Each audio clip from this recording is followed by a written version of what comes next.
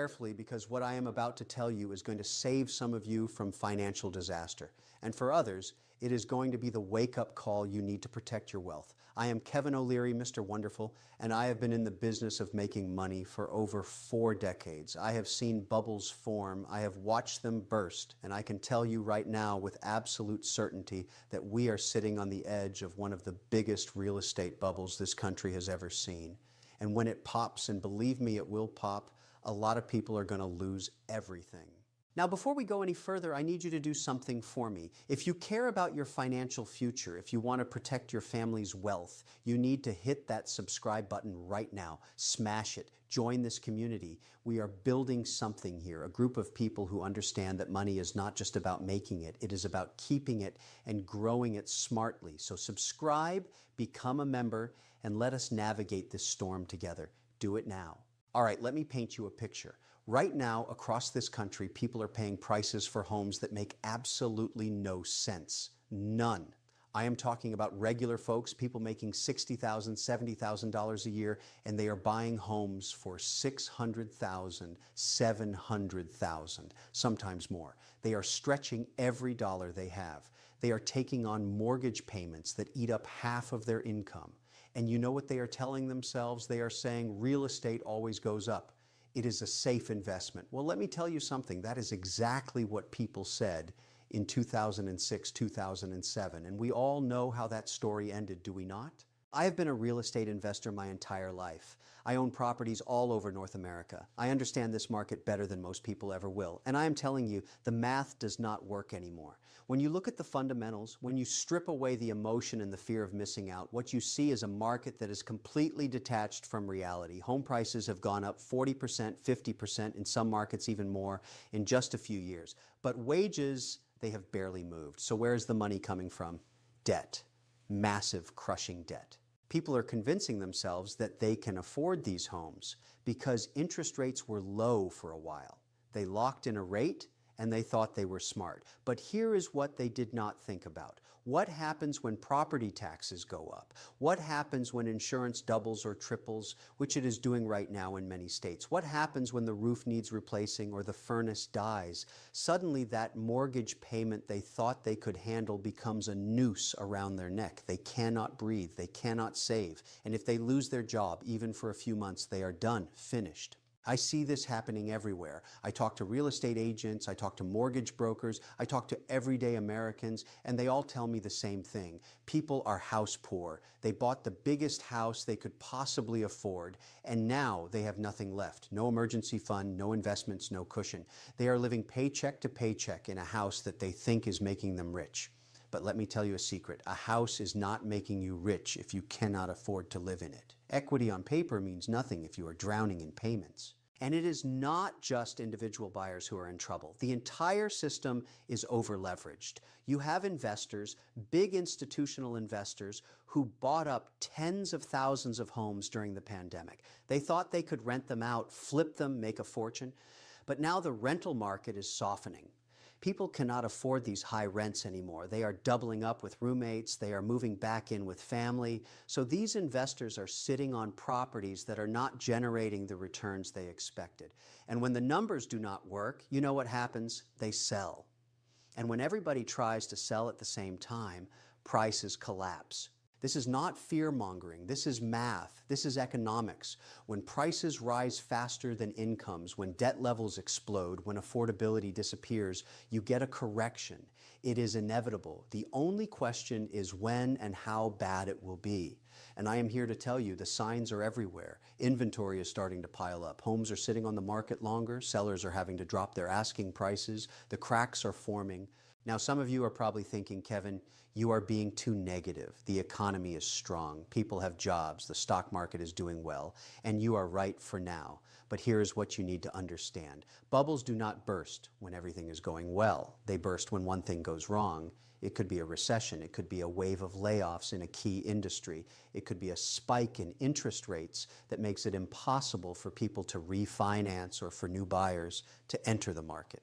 All it takes is one crack, one trigger, and the whole thing comes down. I have been through this before. I watched the real estate market collapse and take the entire economy down with it. I saw people lose their homes, their savings, their retirement. And the worst part, the people who got hurt the most were not the big banks or the Wall Street investors. They got bailed out. It was the regular folks, the people who believed what they were told, who thought they were making a smart investment. Those are the people who suffered. So why am I telling you this? Because I do not want you to be one of those people. I want you to understand what is happening so you can protect yourself. If you own a home right now and you are over-leveraged, you need to think very carefully about your situation. Can you actually afford this house if something goes wrong? If you are thinking about buying a home, you need to ask yourself, am I buying because I need a place to live?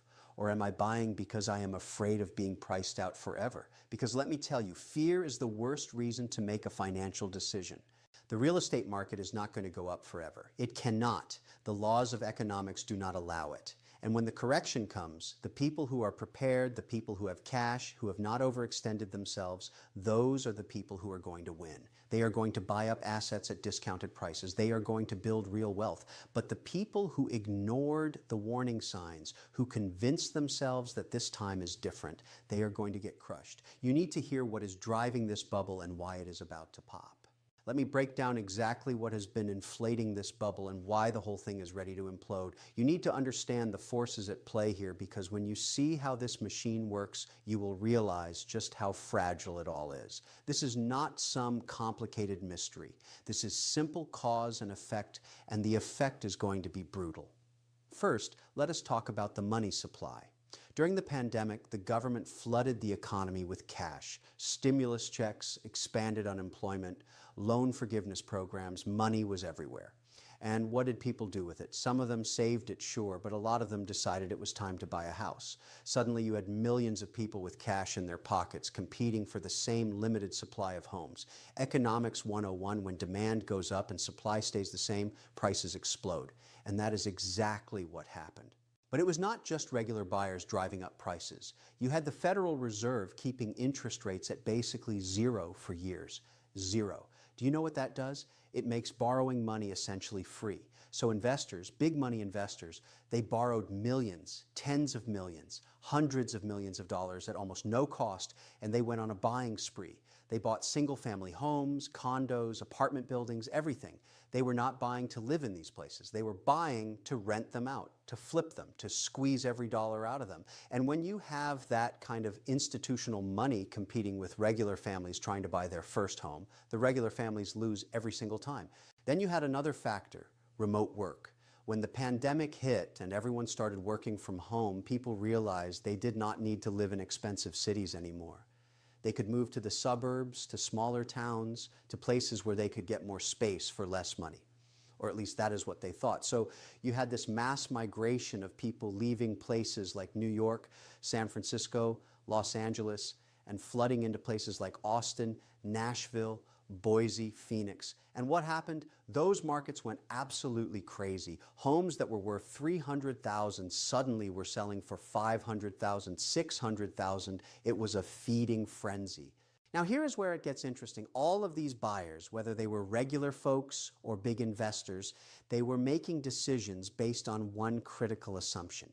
They assumed that the conditions that existed at that moment would continue forever. Low interest rates forever, remote work forever, government money forever, rising prices forever. But in business, in investing, in life, nothing lasts forever. The conditions always change. And when they do, the people who were not prepared get wiped out. So what changed everything? The Federal Reserve realized they had created an inflation problem. Prices were going up on everything, not just houses, food, gas, cars, everything. So they did what they had to do. They started raising interest rates. And they did not just raise them a little bit, they raised them faster and more aggressively than they had in decades. Suddenly, borrowing money was not free anymore. Mortgage rates went from 3% to 7%, 8%. Do you know what that does to affordability? It cuts it in half. A family that could afford a $500,000 home at 3% can now only afford a $300,000 home at 7%. But the prices, they have not come down yet. So you have this massive gap between what people can afford and what homes cost. And the pain is not just on the buyer side. Sellers are in trouble too. A lot of these people bought homes in the last few years at the peak of the market. They paid top dollar. And now they are looking around and realizing that if they had to sell, they might not even be able to get what they paid for it. Some of them are underwater, meaning they owe more on the mortgage than the house is worth. Others are stuck. They cannot sell because they would take a loss, but they also cannot afford to keep the house because their expenses have gone up. Property taxes have skyrocketed in many areas. Insurance, like I said before, has doubled or tripled in states like Florida, Texas, California. People are trapped. Let me tell you something about trapped sellers. They are dangerous, not to anyone else, but to themselves. Because when you are trapped, when you are desperate, you make bad decisions. You hold on too long hoping the market will turn around. You drain your savings trying to keep up with payments. You borrow more money, you put it on credit cards, you dig yourself deeper and deeper into a hole, and eventually you have no choice. You have to sell, usually at the worst possible time for the worst possible price. Or worse, the bank forecloses and you lose everything. This is the cycle. This is how bubbles destroy lives. Now let us talk about the investors, the big institutional players. These guys are smart. They have armies of analysts, they have access to the best data, and they can see what is coming. And you know what they are doing right now? They are quietly starting to exit. They are not dumping everything at once because that would crash the market and they would lose money. But they are selling slowly, strategically. They are getting out while they still can. And when the big money starts leaving, you better believe it is a sign. These guys do not stick around for the crash. They get out early, they protect their capital, and then they come back in after the crash to buy everything at bargain prices. That is how wealth is transferred, from the unprepared to the prepared. You also have to consider what is happening with new construction. During the pandemic, building new homes became incredibly difficult. Supply chains were broken, lumber prices went through the roof, labor was hard to find.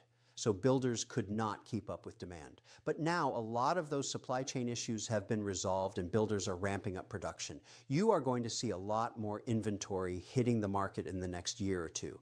And when supply increases and demand is falling because people cannot afford the payments, prices have to come down. There is no other outcome. Here is another thing nobody is talking about. The quality of buyers in this market has deteriorated significantly. When money was cheap and easy to get, lenders were giving mortgages to people who had no business buying a home, people with shaky credit, people with unstable income, people who put down tiny down payments or no down payment at all. These are not strong buyers. These are weak buyers. And when the economy gets tough, when layoffs start happening, these are the first people to default. And when defaults start piling up, when foreclosures start hitting the market, that is when the real carnage begins. I have seen this movie before. It is the same story every time. Easy money creates a bubble. Everyone thinks they are getting rich. Then the money gets tight. People cannot afford their payments. Defaults rise. Inventory floods the market. Prices collapse. And everyone stands around asking, how did this happen? How did we not see this coming? Well, let me tell you, some of us did see it coming. We always see it coming, but nobody wants to listen because it is not what they want to hear. The truth is, most people do not understand risk. They think risk is something that happens to other people. They think they are special, they are different, they are smarter. But risk does not care who you are. Risk is mathematical. It is statistical. And when you take on too much debt, when you over-leverage yourself, when you bet everything on the assumption that prices will keep going up, you are not being smart. You are being reckless. And the market punishes recklessness every single time. You need to understand what happens next and how to protect yourself before it is too late. So what happens when this bubble finally pops? Let me walk you through it step by step, because understanding the sequence of events is critical if you want to position yourself to survive and even thrive when this thing goes down. And make no mistake, there will be opportunities in this crisis, but only for the people who are prepared, who have cash, who have not overextended themselves. Everyone else is going to get destroyed. Here is how it starts. You are already seeing the early warning signs. Homes are sitting on the market longer. In a hot market, houses sell in days, sometimes hours, but now you are seeing properties sit for weeks, months. Sellers are getting nervous. They start dropping their asking prices, 5%, 10%, trying to attract buyers. But the buyers are not there because they cannot afford the payments at these interest rates. So inventory keeps building up. More and more homes for sale, fewer and fewer buyers. This is the beginning of the end. Then you get the first wave of distressed sellers. These are people who absolutely have to sell. Maybe they lost their job. Maybe they got divorced. Maybe they have an adjustable rate mortgage that just reset and their payment doubled. Whatever the reason, they are desperate. They need to get out now. So they drop their price aggressively. They take whatever they can get. And when one house in a neighborhood sells for significantly less than the others, it sets a new comparable price. Suddenly, every other house in that neighborhood is worth less too. This is how the contagion spreads. As prices start falling, you get a psychological shift. People who are thinking about buying decide to wait. Why would you buy today if you think prices are going to be lower next month? So demand drops even further. And people who own homes and were thinking about selling, they start to panic. They realize they are losing equity every day. Some of them rush to sell before prices drop more. Others decide to hold on and hope it will turn around. The ones who sell, they add to the inventory problem. The ones who hold on, many of them are going to regret it. Now the banks start to feel the pressure. When you have a wave of defaults and foreclosures, banks end up owning properties they do not want to own. They are not in the real estate business. They are in the lending business. So they need to sell these properties fast to get them off their books. And when banks are selling, they do not care about getting top dollar. They want volume. They want to move inventory. So they dump properties at whatever price the market will bear. And that drives prices down even more. This is when you see the real panic. Homeowners who thought their house was their retirement plan, their nest egg, they watch their equity evaporate. People who bought at the peak, they are now underwater. They owe more than the house is worth. And for a lot of them, the smart financial move is to walk away. Just stop making payments and let the bank take the house. Is it going to hurt their credit? Absolutely. But if you are $200,000 underwater on a house, sometimes walking away is the only rational choice. And when you get a wave of strategic defaults, when people who could make the payments choose not to because it makes no financial sense, that is when the whole system starts to crack. Let me tell you what happens to the broader economy when real estate crashes. It is not contained. It spreads everywhere. Construction workers lose their jobs. Real estate agents lose their income. Mortgage brokers, home inspectors, appraisers, title companies. All of these people depend on a healthy housing market. When home sales dry up, they are out of work. Then you have all the businesses that depend on people buying homes. Furniture stores, appliance stores, home improvement stores, they all take a hit. And when all of these people are losing their jobs or their income, they stop spending money on other things. They stop going to restaurants. They stop taking vacations. They cut back on everything. And that slowdown spreads through the entire economy. This is exactly what happened before. The real estate crash did not stay in real estate. It took down the banks. It took down the stock market. It caused a global recession. Millions of people lost their jobs who had nothing to do with real estate. That is how interconnected everything is. And the scary part is the bubble now is even bigger than it was back then. The debt levels are higher. The prices are more inflated. The fall is going to be harder. So what do you do? How do you protect yourself? First, if you are thinking about buying a home right now, do not do it unless you absolutely have to. I know that is not what you want to hear. I know everyone tells you that you need to buy now or you will be priced out forever. But that is exactly the kind of fear-based thinking that gets people into trouble. If you can rent for a reasonable price, rent. Keep your cash. Wait for the market to correct, because it will correct. And when it does, you are going to be able to buy a much better house for much less money. If you already own a home and you are comfortable with your payment, if you have a fixed-rate mortgage and you are not overextended, then stay put. Ride it out. Yes, your equity might take a hit in the short term, but if you are not planning to sell, it does not matter.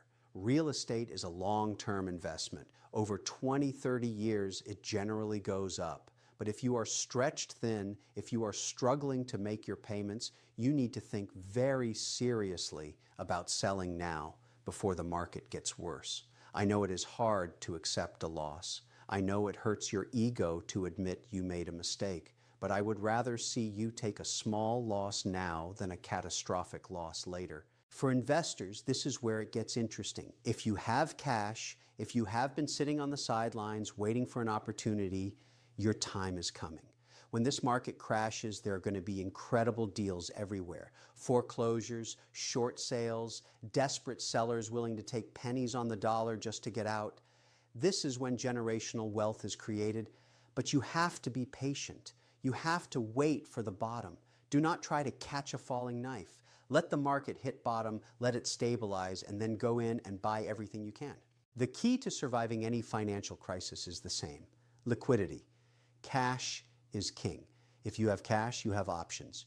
You can wait, you can negotiate, you can take advantage of opportunities. But if all your money is tied up in an overpriced asset that is dropping in value, you are stuck. You are at the mercy of the market. This is why I have always preached diversification. Never put all your eggs in one basket. Never bet everything on one asset class. Spread your risk. Protect your downside. I also want to talk about the mental and emotional side of this because it is just as important as the financial side.